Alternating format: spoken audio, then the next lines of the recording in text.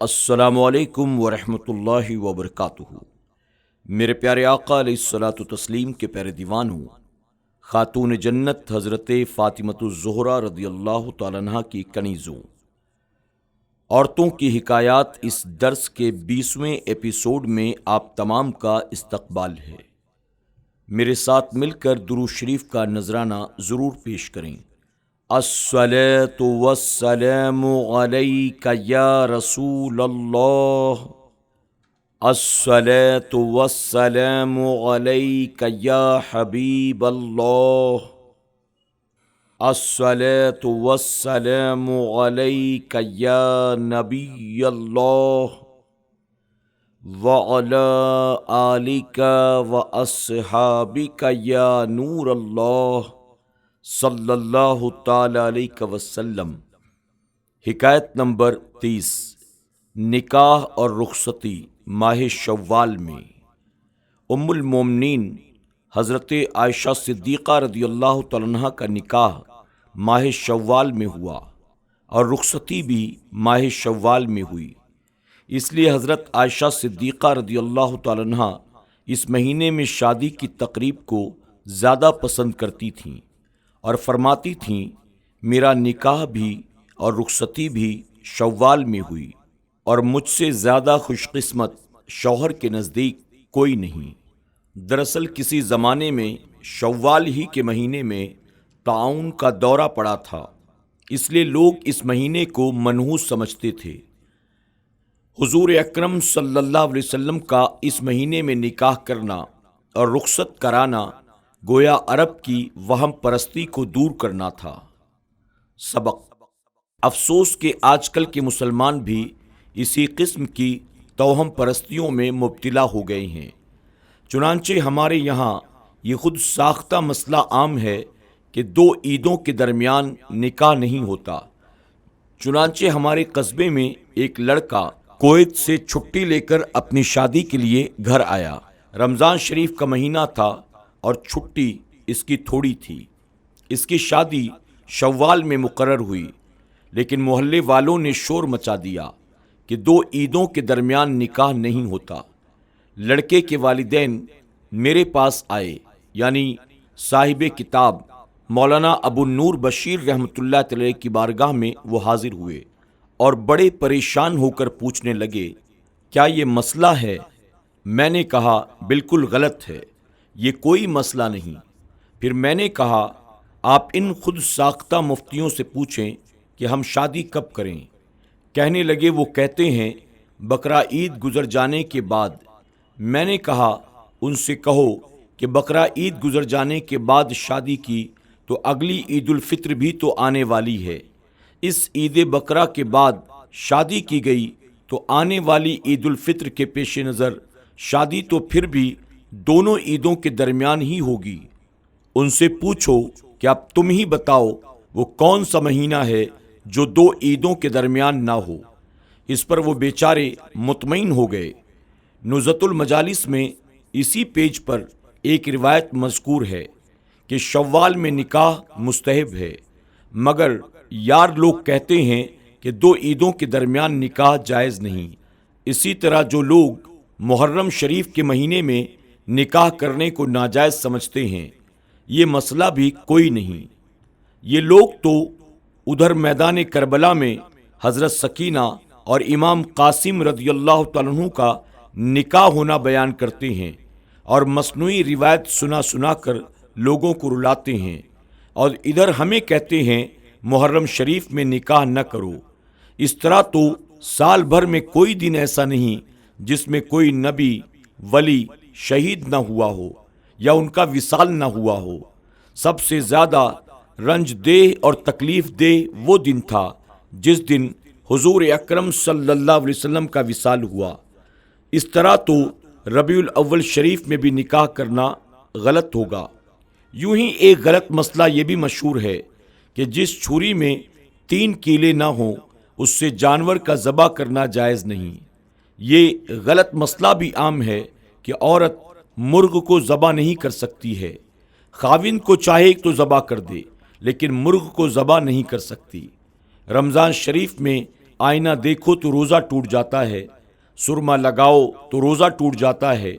پرانے زمانے میں عورتوں کا یہ مسئلہ بھی ہے کہ خاوند کا نام لو تو نکاح ٹوٹ جاتا ہے۔ چنانچہ ایک لطیفہ ہے، ایک عورت کے خاوند کا نام رحمت اللہ تھا۔ وہ جب نماز پڑھتی تو سلام پھیرتے وقت یوں کہتی: السلام علیکم منع کے ابا، یعنی رحمت اللہ اس لیے نہیں کہتی تھی کہ یہ نام میرے خاوند کا ہے۔ اگر السلام علیکم ورحمت اللہ کہا تو کہیں نکاح نہ ٹوٹ جائے۔ یہ امت تھی کیا اور کیا ہو گئی، یہ امت تھی کیا اور کیا ہو گئی، جہالت کی باتوں میں کیوں کھو گئی۔ حکایت نمبر 31۔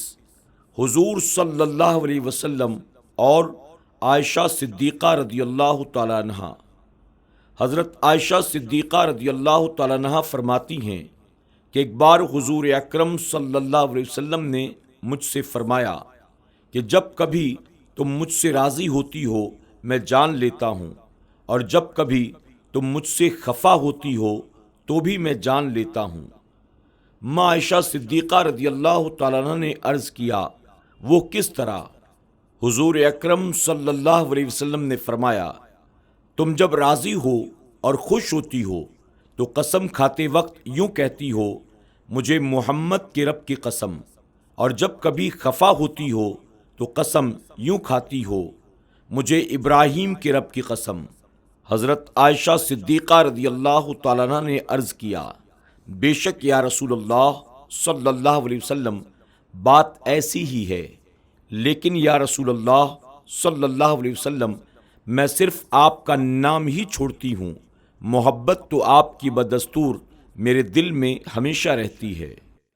سبق: حضور اکرم صلی اللہ علیہ وسلم کی ہر ادائے مبارک تعلیم امت کے لیے ہے۔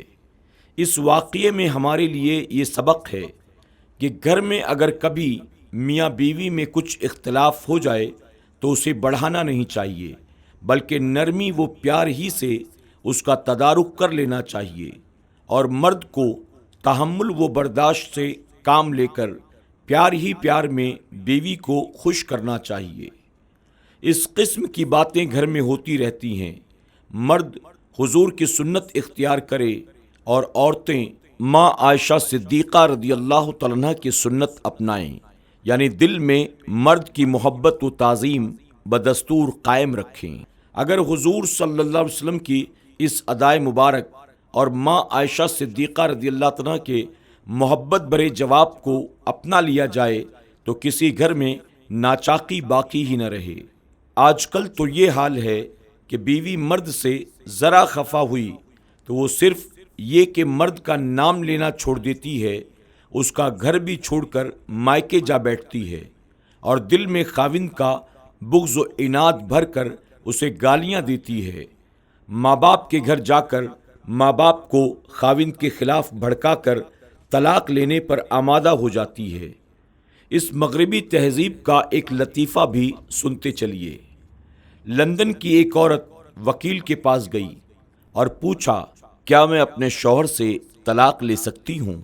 وکیل نے پوچھا، آپ کو شوہر سے کیا شکایت ہے؟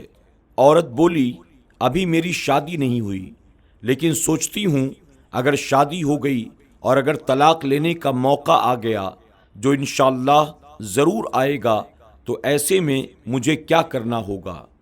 سنا آپ نے کہ شادی سے پہلے ہی طلاق لینے کا منصوبہ بنایا جا رہا ہے۔